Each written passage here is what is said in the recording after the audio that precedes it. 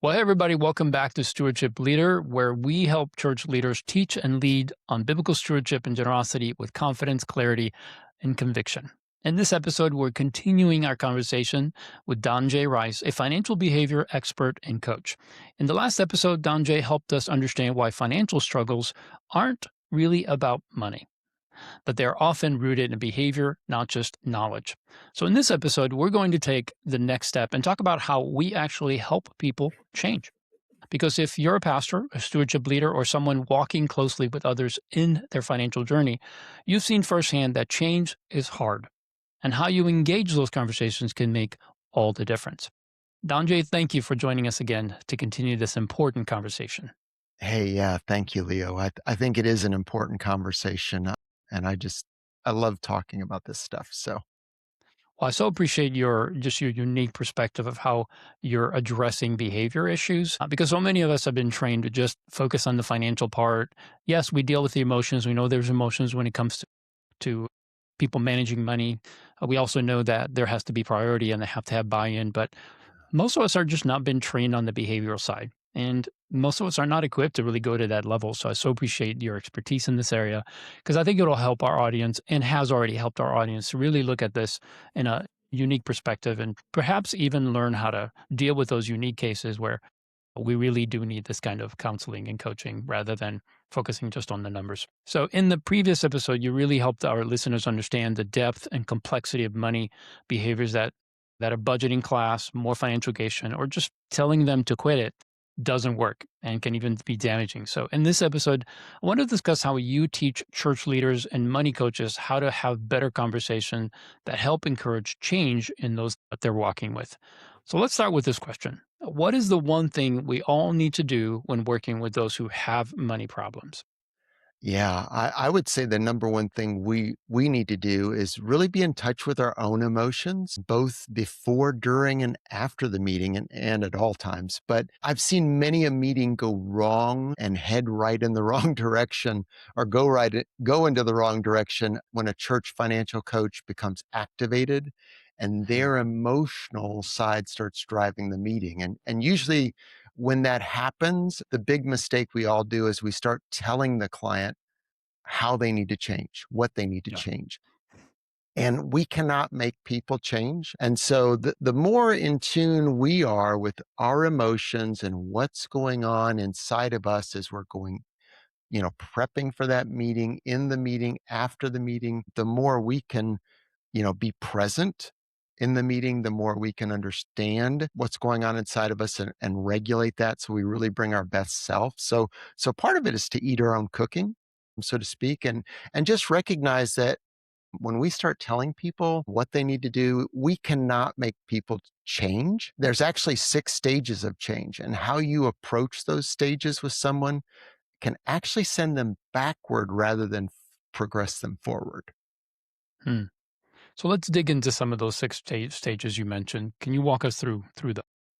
Yeah, yeah. So where they came from, the 6 stages of change was some work that some psychologists did a group of psychologists did in the late 70s. And what they found was we all are in different stages, all of us, when it comes to changing something in our lives, right? So there's the pre-contemplation, pre easy for me to say, huh? The pre-contemplation stage. And so that's just basically saying that they're not ready. The person is not even thinking about changing. They're unaware that there's a behavior that needs changing. They're not considering changing. And so we've got to recognize that, right? That they're not even thinking about it, right? It's not even on the radar screen. And so if we try to push that person to change, what's going to happen is they're going to actually shut down. And we've all seen this. Like maybe we're in a group, we're in a crowd, and we're in a big room here, and we see them over there, and we've really pushed them when they're in that pre-contemplation mode. They're going to get eye contact with us, and they're going to avoid all future conversations. So it's like, hey, how come every time I see him or her across the room, and they see me, like they duck out or they go to the restroom or something like Right. Yeah. that? That's what's happened there. And so that's pre-contemplation. Contemplation is the next stage. And that's where we're actually thinking about it. The person is aware that the problem exists, but here's the kicker, Leo, is they are actually making the argument in their mind, both for change and against change. So they're contemplating, right? Mm. And Yep. so if we push the person to take that change as they're contemplating it, here's what happens if we would envision maybe somebody on their left shoulder saying, "Hey, you need to change, and here's why," and the other person saying, "Oh, it's this little character on the right shoulder. It's not that bad. We can make it, whatever it might be." When we start to argue for change, right? We hear them saying this for and against change, and they might be talking it out. I might be saying, "Well, Leo, I want to do this, but this." And we say, "Okay, well, they're ready to change, right?" I'm going to tell them, "Well, that other side of you is right. It needs to change." Since they're wrestling in their mind, what actually happens is if we're pushing for change, that part of their brain goes offline and they say, "Oh, you've got that role. I will argue against change." And so Mm. they start pushing back. And all of a sudden we're confused. We're like, "Wait a minute, I thought we were ready to change here." So the key there is really helping them be a thinking partner, helping them look at the pros and cons, helping them list those out. "Hey, Leo, you mentioned that you want to change because of XYZ. And I want to really take some notes here. What's some reasons you said you didn't want to change? Let me capture those, right? Well, what do you think the benefits would be? And just kind of weighing back and forth. So helping them be a thinking partner, looking at pros and cons.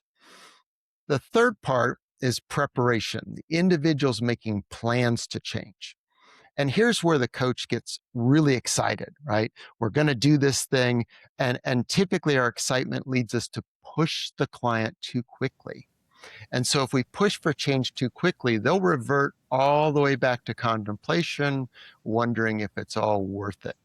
And so we need to help them lean in versus forcing it, let the individual lead, figure out what speed they want to run and support them in that. Then the fourth phase, doing, is action. They're implementing changes to their behavior, their environment, and we just want to cheer them on, help them with problem solving skills here, enter obstacles, or I'm sorry, as they're encountering obstacles, and just watch if they regress. Typically, as coaches, we think we need to get in there and do that for them. This is their plan, this is their action. Maintenance is just sticking with it. That's the fifth stage. And so the individuals works the plan and maintains the change. And so here again, more encouraging, checking in. And here we can really help the client feel good about what they've done. So asking them like, "Hey, help me learn better and understand better and improve at my skills."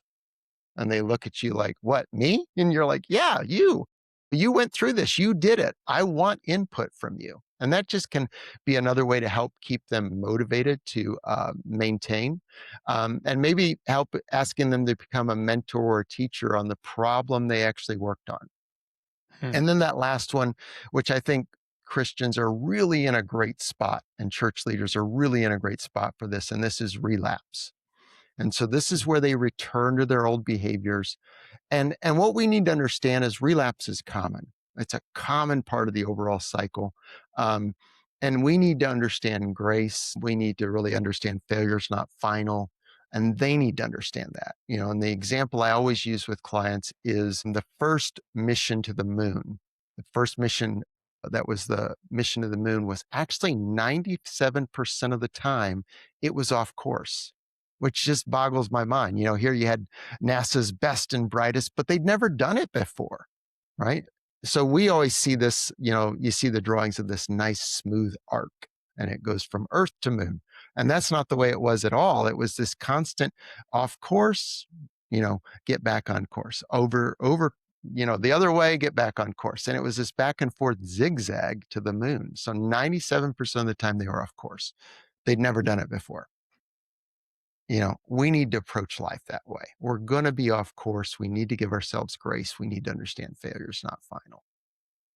I love that perspective, DonJay, because so often, we have a desire as financial coaches to really help people. We don't do it for our ego. We really do want people to succeed. So that's what brings us to the table. But often the way we gauge whether that's working or not is the feedback we get from the person. So if we're seeing them, like you said, in this last stage where they regress and have, it's kind of disheartening. You're thinking, what did I do wrong? What could I have done better? How could I have helped them not regress, not have these, course corrections, so to speak? But I love the way you put that because it's so important to understand that this is not a once and done. This is an ongoing thing, and change is hard. As we said that at the beginning, change is hard.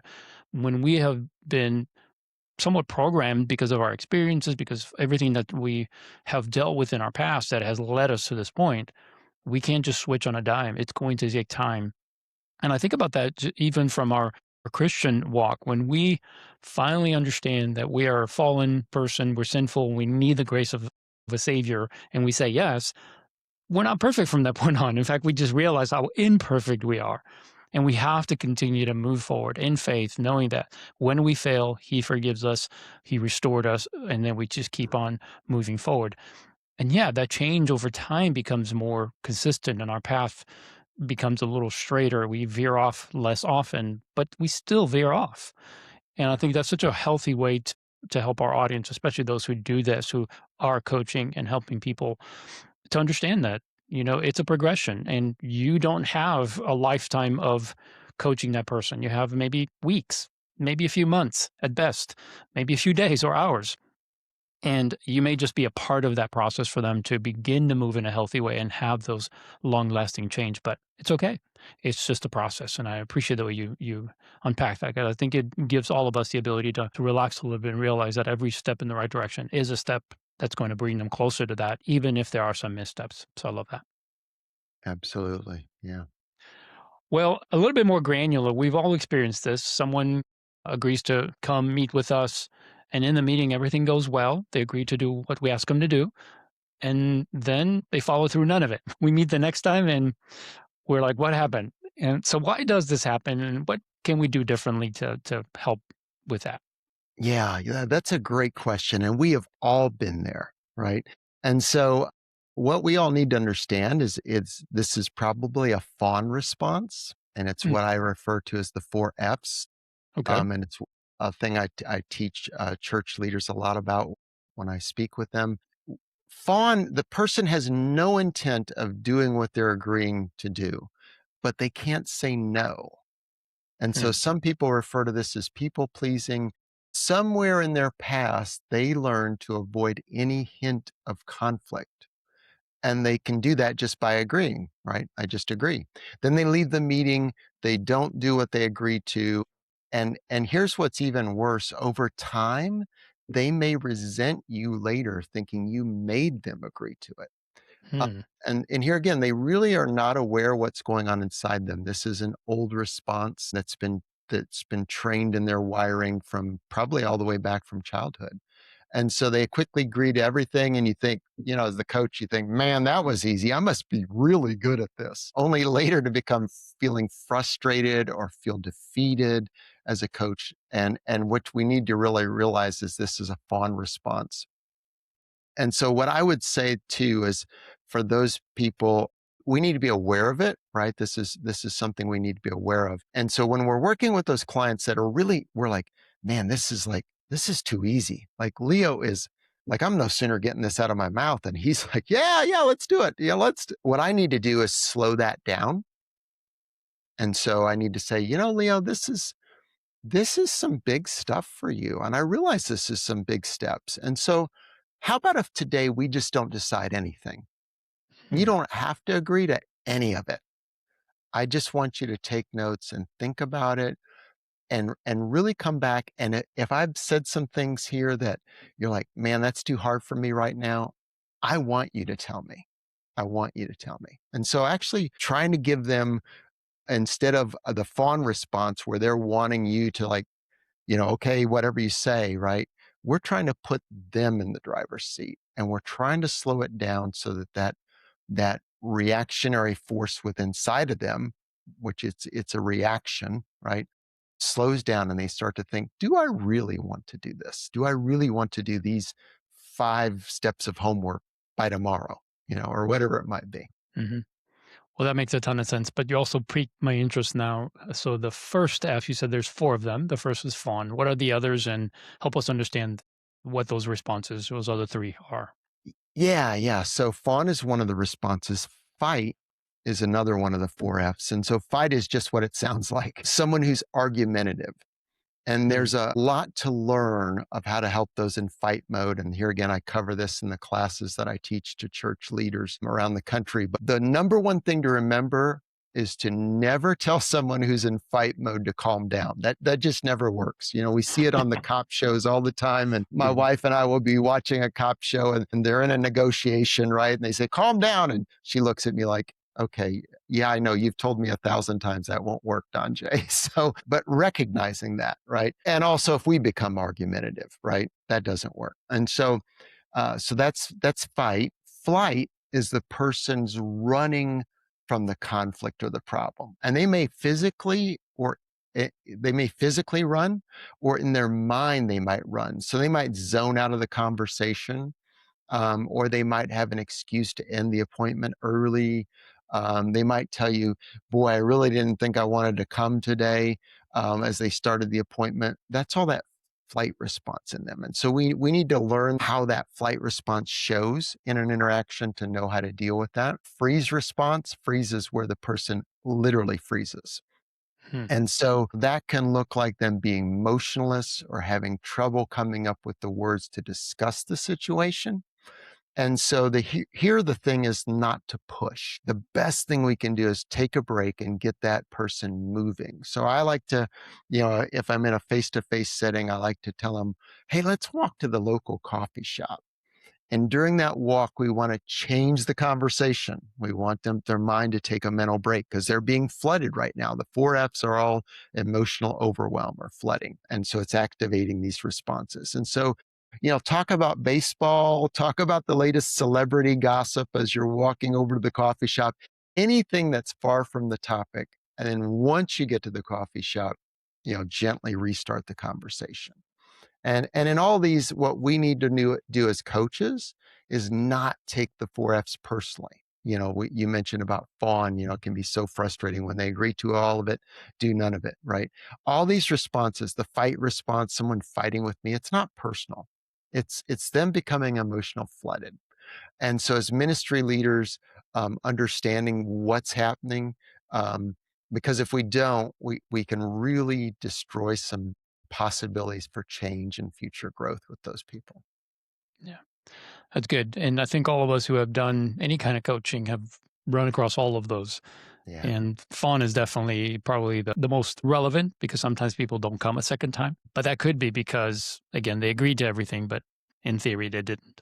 They just didn't want to have the conflict and want to move on. But I like the other ones as well. Just realizing that I don't know. I guess the thing that occurred to me is I was thinking about different coaching clients I've had and people that I've counseled over many years and how often these would come up. And sometimes couples would fight amongst themselves in the during the sessions.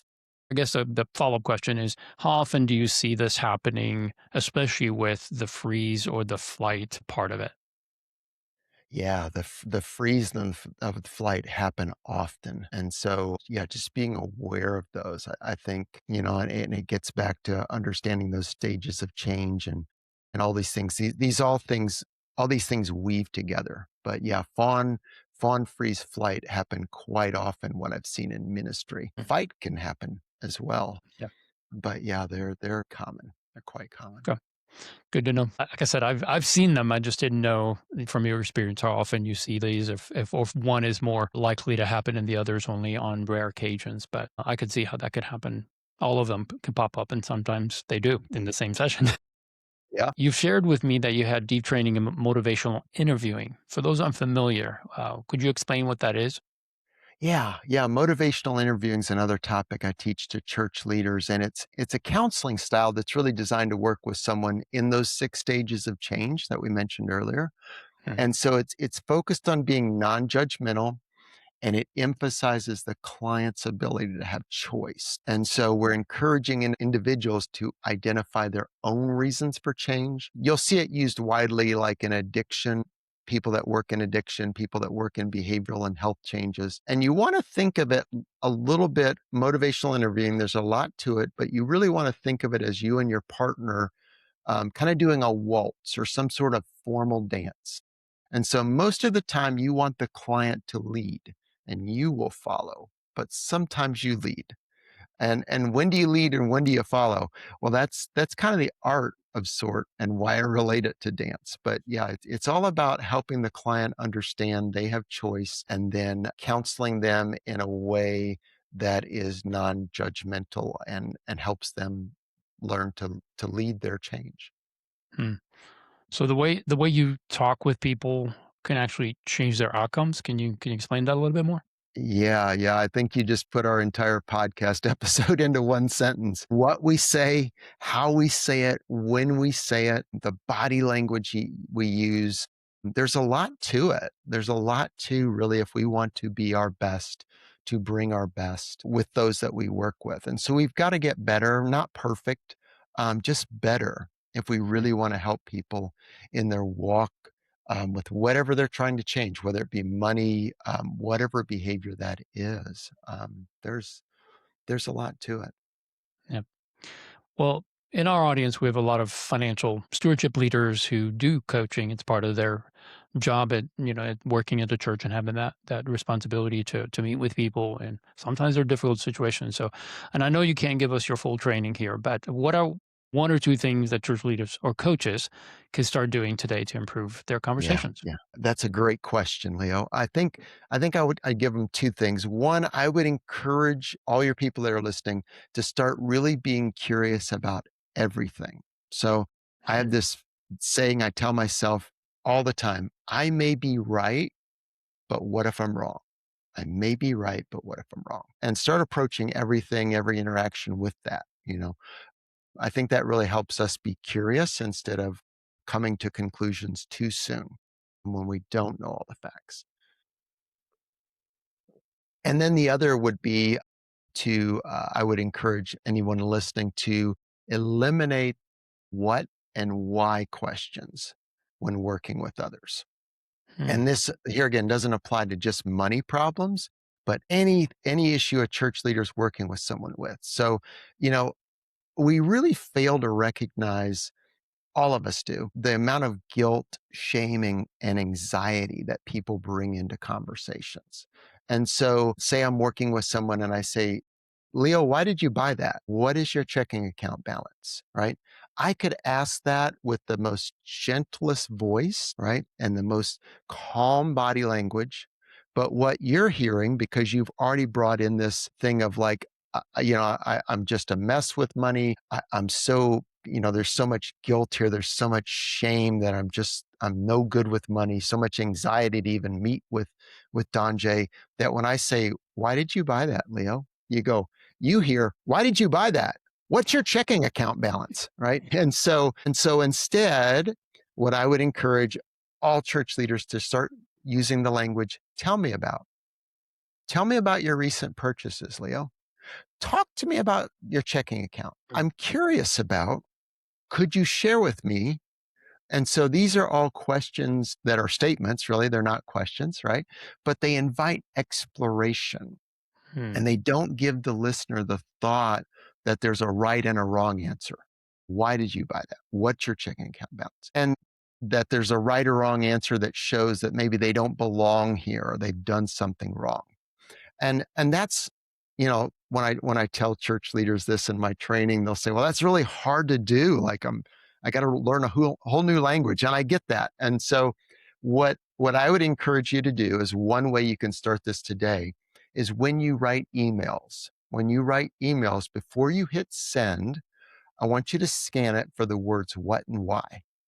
Hmm. And then I want you to reword that email to eliminate the words what and why. Replace it with phrases like, I'm curious about, tell me more about. Here's what's interesting is when you start doing that in your emails every day, you're going to be amazed at how your speech will actually change. And you're going to reduce the what and whys as well. Well, that's great. That right there is worth the price of admission for this episode. That's Good, a good. very great way to practice that. And you're right. I mean, the way we phrase what we're trying to draw out of them will either invite that discussion, that exploration, or it'll shut it down. And none of us come to the table wanting it shut down. We want to open it up. But you're so right. If we say it in a way, it doesn't matter how calm my voice is, but it's gonna come across the wrong way to them. Yeah, I think it does take practice, but I appreciate that insight on how we can practice how to eliminate the what and whys out of our language. It's good. Now, you've also done some training in trauma. Is that something that church leaders and coaches need to be more aware of?